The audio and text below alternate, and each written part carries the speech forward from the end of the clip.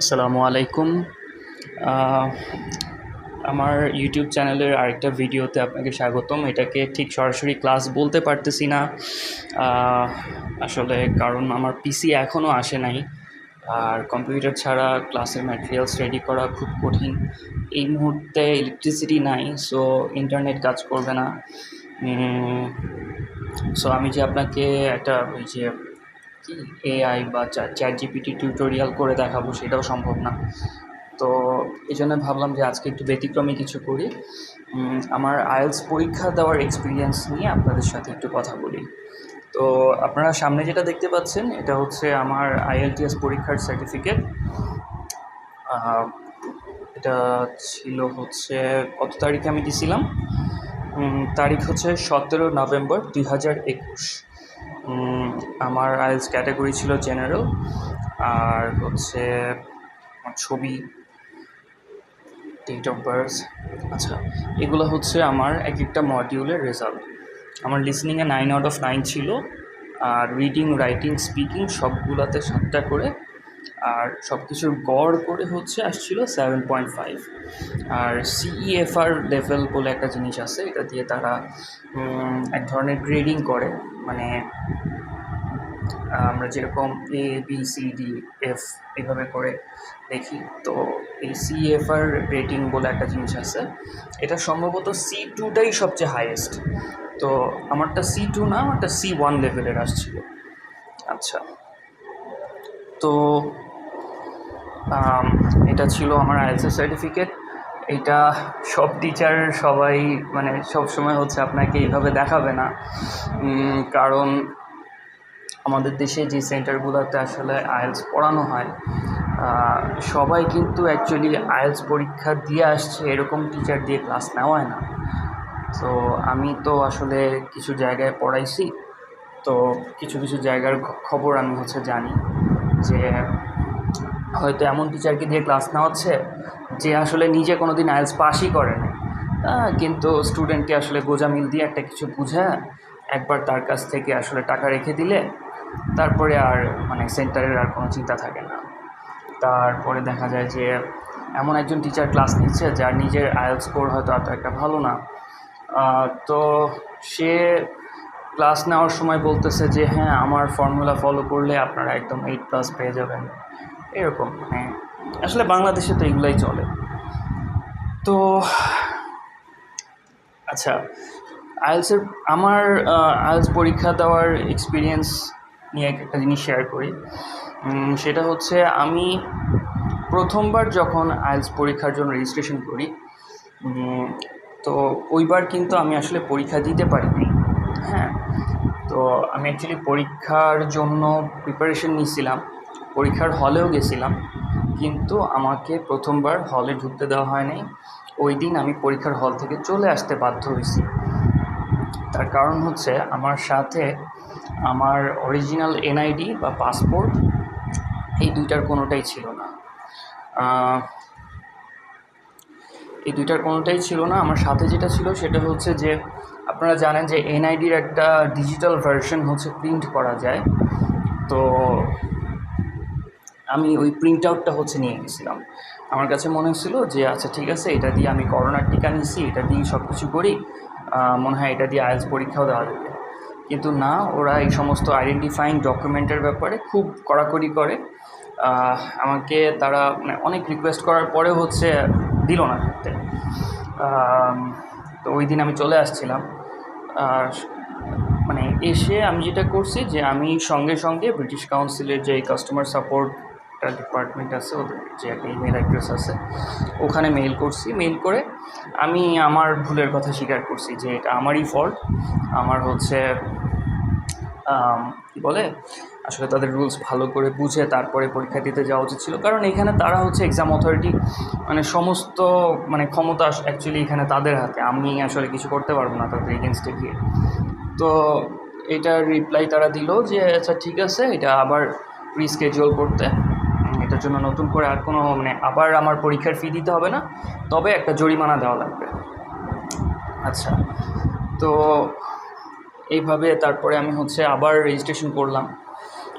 পরে registration accept হয় না। হয় না, ওদের সিস্টেম নেয় না।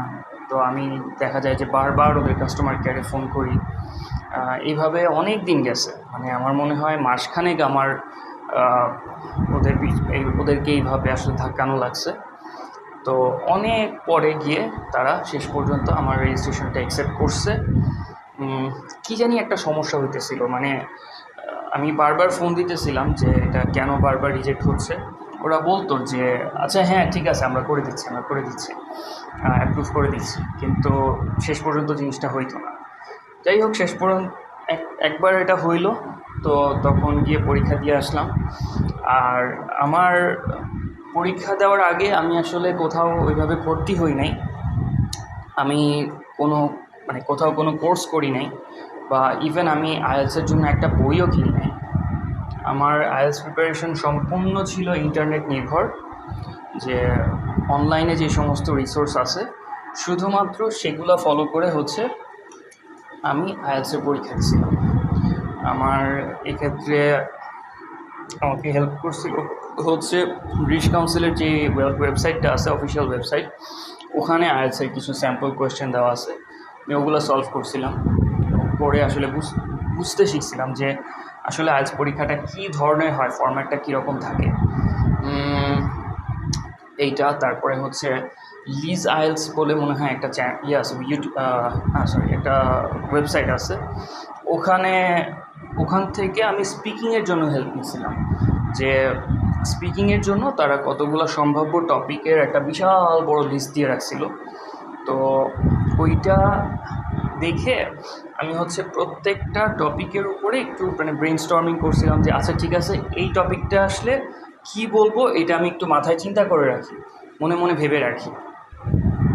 একদম যে সবগুলো আমি কারোর সাথে প্র্যাকটিস করছি এরকমও না, আমার বাসায় ওইভাবে প্র্যাকটিস করার মতো তো কেউ ছিল না। আমি তারপরেও দেখা গেছে যে আমার বাসার মানুষজন যারা আছে সবার সাথে পরীক্ষার মোটামুটি 2 সপ্তাহ আগে থেকে সম্পূর্ণ সময় ইংলিশে কথা বলতাম, যে আমার যেহেতু সামনে পরীক্ষা, আমার বেশি বেশি প্র্যাকটিস করা লাগবে, ফ্লুয়েন্সি ভালো করা লাগবে।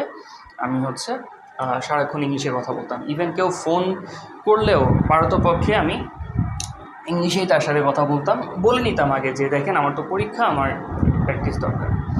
তো এইটা আমি করছিলাম। আর আরেকটা যেটা জিনিস, যে আমি পরীক্ষাটা দিয়েছিলাম কম্পিউটার বেসড। তো আমার টাইপিংয়ের স্পিড মোটামুটি ভালো, আলহামদুলিল্লাহ। আমি এর আগে আসলে যে পাবলিকেশন সেক্টরে কাজ করে আসছি, ট্রান্সলেশনের কাজ করছি। সো একটা সময় আমার এত বেশি টাইপ করতে হতো যে শুধু টাইপ করতে করতে কিবোর্ডের ট্রের ঘষায় আমার হাত ছিলে গেছিলো। যাই হোক, ট্রু স্টোরি, আসলে সত্যি ঘটনা। তো এই কারণে আমি মোটামুটি ফাস্ট টাইপ করতে পারি। আর এই জন্যই আমি ওই কম্পিউটার ডেলিভার্ড আইএলস যেটা, ওইটার জন্য রেজিস্ট্রেশন করছিলাম। তো এতে করে একটা সুবিধা হয়েছে, বিশেষ ওই যে রাইটিং মডিউলটাতে আপনারা জানেন যে এসে লিখতে হয়, একটা ওই জেনারেল আইএলস একটা লেটার লিখতে হয়। তো লেখালেখির সময় ধরেন আপনি যদি কলম দিয়ে লেখেন, তাহলে জিনিসটা কীরকম হয়, যে ধরেন কিছু একটা লিখে ফেলছেন, পরে আপনার হঠাৎ করে মনে হলো যে না, আপনি এটা চেঞ্জ করবেন। তো কলম দিয়ে লিখে ফেললে কিন্তু এটা চেঞ্জ করার আসলে উপায় থাকে না, কাটাকাটি করা ছাড়া। এখন আমি শুনছি এরকম, আমি তো সত্যি পেপার বেসড আইএলসটা দেই নাই। আমার শোনা কথা যে এটা আপনার পেন্সিল দিয়ে লেখে অনেকে। তারপরেও মুছতেও তো সময় লাগে, মোছাটা একটা ঝামেলার কাজ। আর ধরেন আপনি একটা এসে লিখতেছেন এবং পুরোটা লিখে শেষ করে ফেলছেন, এখন হঠাৎ করে আপনার মনে হলো যে আরে মাঝখানে তো একটা প্যারাগ্রাফ দেওয়া যায়, এই পয়েন্টটা উল্লেখ করলে ভালো করতাম। তো আপনি হাতে কলমে লিখলে কিন্তু আপনি এটা চেঞ্জ করতে পারতেছেন না, তখন আর সম্ভব না।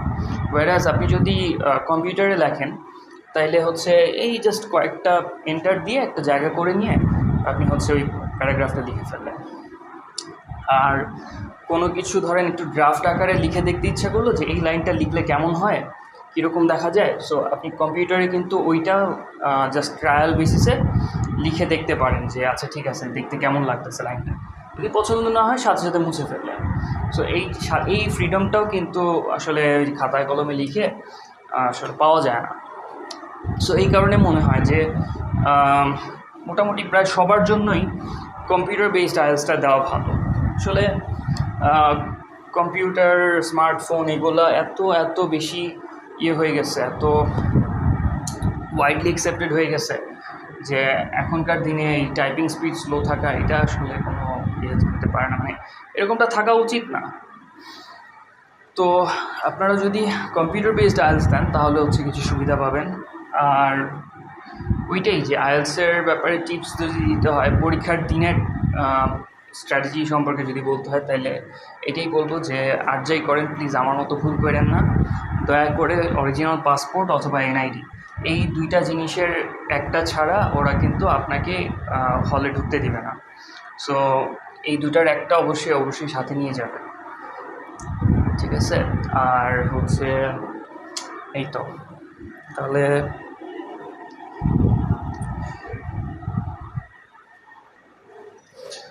তো ঠিক আছে, এতক্ষণ আমার সাথে থেকে আমার কথা শোনার জন্য ধন্যবাদ।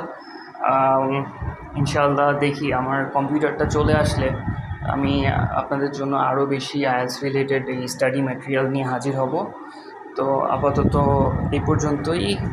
ভিডিওটা ভালো লাগলে একটা লাইক দিয়ে যান প্লিজ। আর অনেক ধন্যবাদ। আল্লাহ হাফিজ।